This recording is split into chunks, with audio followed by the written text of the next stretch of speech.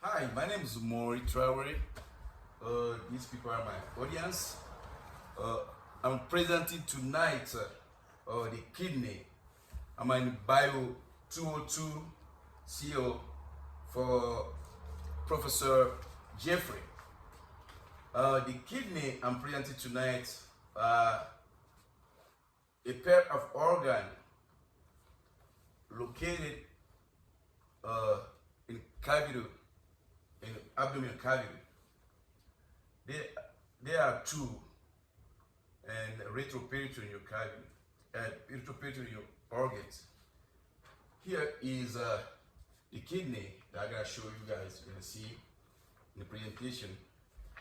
The shape of the actual I just gonna give you guys. The shape of the kidney are being, like I said, the retroperitoneal cavity. They located in retroperitoneal cavity, and in each side of lumbar regions. In figure 3 show the relationship with kidney, the location with the other organs, and you will see that right there is a location with in the retroperitoneal with abdominal cavity anterior in the back with the spine. Some they are protected by the rib in the back, and the kidney approximately uh, they extend from T12 to L3. The right kidney is lower than the left kidney because of the liver.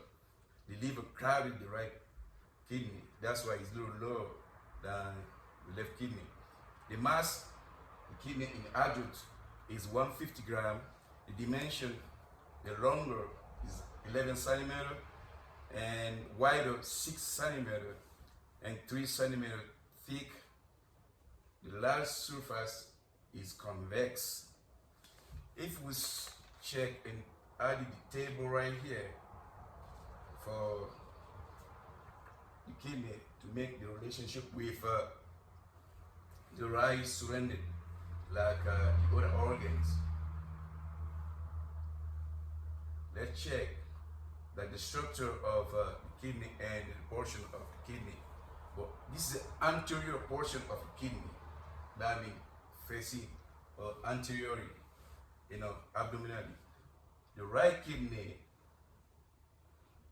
the superior medial portion is in contact with right adrenal gland, and laterally is in relationship with right lobe of the liver, and medially the second part of duodenum, inferiorly the hepatic flexure of the colon, and jejunum or ileum of small bowel.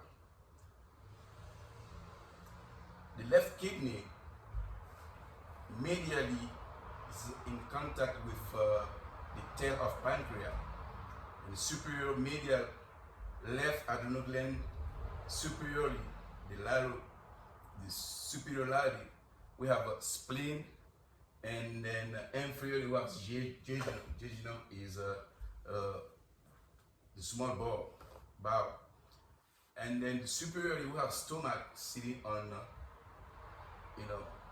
kidney left side, and then laterals on left side we have splenic flexure of the colon. You see on the picture right here, all I just mentioned represent right here on that figure 1. On posterior portion of the kidney is in a relationship with diaphragm superiorly in the back, and then medially in the back sus muscle, and laterally transverse muscle. Between laterally and medial portion we have quadrium lumborum muscle. You will see that also in figure 2 representing, and like I said, the weight is 150 ground. And then let's talk a little bit about the internal gross anatomy. In that figure, we have the figure right here, figure 4, that presents the internal anatomy of the kidney. First, the kidney has the cortex, that's the more superficial. You see right here. Let me just check if I have the picture right here. This is the cortex. You can just pass that on. And then we have the cortex that is slightly colored and has granulation appearance. And the medulla is deeper than the cortex, and it has a dark reddish brown color and exhibits the cone-shaped tissue masses. And then he has a papilla like nipple, which is pointing internally. The renal column, and he has column 2, that is called renal columns, and they are extending inward in cortical tissue and separate the pyramid. And he has lobe, and constituted by each pyramid and its surrounding cortical tissue. And then the kidney has the pelvis and pelvis region, which is has the shape of funnel, and so that continue with the ureter after leaving the hilum or hilus. The red pelvis branching extension form 2 or 3 major calyces. Each major calyx subdivides to form several minor calyces. They are cup-shaped that enclose the papilla. And lower be the blood vessel. The renal artery exit from abdominal aorta right here. You can see, let me check. I'll show you. This is you see the aorta, that red one, and that blue one is the inferior vena cava.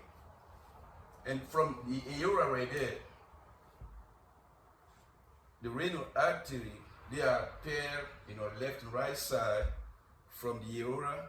The right renal artery is longer than the left renal artery because the aorta is lying on the left of the middle line.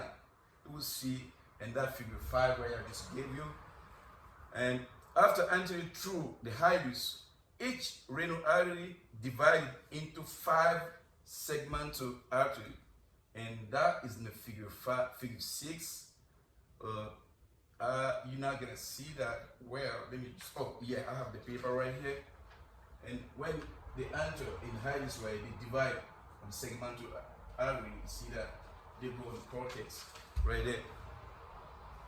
And then when they divide the first segment with the renal sinus, that's the sinus is where all meets in the hilus. That's the sinus. And then each segmental artery branches further to form several interlobar arteries, and they are inside the cortex. And at the cortex medulla junction, those interlobar arteries branch into arcuate arteries, and then small cortical radial artery called interlobar arteries. They radiate outward from the arcuate artery to supply the cortical tissue. And then the afferent artery branches from the cortical artery, from the complex. Those complex are microscopic blood vessels, very important for the nephron filtration. The nephron is unique function for the kidney, and they're very important for that function of the nephron. And then the vein are almost same thing. They follow the same pathway as artery, but in inverse way. In figure 6, you will see that there. And they drain the blood from the renal cortex, in inverse way. The renal cortex into cortical radial arcuate, and then they go to arcuate, anterolobar, and then renal veins. And this part right here, the vein, they don't have segmentation at all. They don't have the vein. They don't have the vein segmentation like artery. And then when the renal vein, divide the empty into, drain. The empty into the inferior vein cava, but that anterior vein cava is lying. It's lying to the right of vertebral column. Reason why the left one here compared to the right artery, the left renal vein is longer than the right renal vein, because, like I said, the inferior vein cava, in which is empty is lies to the right side of vertebral column. And then we come to talk now about the plexus, like the nerves. The plexus is a network of autonomic nerve fiber and ganglia that provide the nerve supplies of the kidney and its ureter. An offset of celiac plexus, the celiac plexus come from in abdomen. The renal plexus is largely supplied by sympathetic fiber from the most inferior thoracic and first lumbar splenic nerve, which course along with the renal artery to reach the kidney. This sympathetic vasomotor fiber regulate renal blood flow by adjusting the diameter of renal arteriole, and also influence the formation of the urine by the nephron. And each kidney is approximately 1 million filtration units. I just talked about called the nephron, which begin with the glomerulus, and the glomerulus is an aggregation of the capillary enclosed in glomerular capsule or Bowman capsule, and the renal tubule. Those are two, the Bowman capsule and the renal tubule. The function of kidney in figure 7, we have upload the renal, the function of the kidney. Okay, let me just check right here if I have that picture. Right, this is figure 7, is 7, 8. Yeah, but I think I have 7. Yeah, this is 7. You will see, guys. Pass on. As blood enters the glomerular capsule from the afferent arteriole, blood comes from the afferent arteriole gap into the capsule Bowman or glomerular capsule. From the afferent, the large molecule material are filtered out, and the pressure differential between afferent arteriole, which is larger than afferent arteriole, and that pressure exists in the capillary, force the small size of substance like water, salt, glucose, urea, amino acid, and waste products out of the capillary and into glomerular capsule. But the large molecule like plasma, protein, blood, cell, and platelet are not filtered. They go back into, they just stay inside. Then the remaining fluid in capsule is called filtrate. The filtrate is urine, which continue into the proximal convolution tubule, where the salt and nutrient are absorbed, then pass into descending limb of the nephron loop, permeable to water but not urea and ions, and then continue through the loop of Henle into ascending limb of the nephron loop that re-enter the cortex. The cell in cortex here, they are permeable to iron but not to water, therefore preventing osmosis from diluting the filtration. The filter moves from the ascending limb into the distal convolution tubule where the water is recovering, and the solid concentration are further adjusted and then passes from distal convolution tubule into collecting duct, which descend into medulla. Now, the collecting duct, more water is lost because of the higher concentration of solid via osmosis. Several convolution collecting ducts converge together at the apex of the renal papilla, where the minor calyx collects urine in that cortex, renal papilla.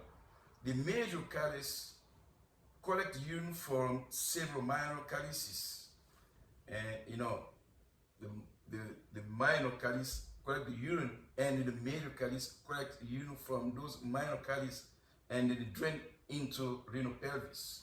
And the figure 7 and 8, see that right here, it's figure 7. Let me show you. No, that's that. I think I gave you the 7. You got, proximal convolution tubule, descending limb of nephron, ascending limb of nephron, collecting duct. That's the collecting duct we just talking about. And then the urine is drained into renal pelvis. And in hemostasis, the kidney play an important role in homeostasis. The kidney filter, like I said, blood and remove waste products from it and produce urine. Regulate with the heart and the vessel the blood pressure and determine the concentration of erythrocytes. That's very important. Regulate with the lung the pH and perform the final synthesis steps of vitamin D. That I will talk about the vitamin D disease later. Production and calcidiol, conversion of calcitriol, which is active form of vitamin D. It's very important to to drink milk. Now, at the prediction of the problem of the kidney, we always said that since the filtration membrane limit and the size of particle crossing the membrane, but unfortunately, it may exist some, too much protein pass into the filtration, slide into the kidney filtrate, and lead to a deficiency of circulating plasma protein and increases urine osmolarity.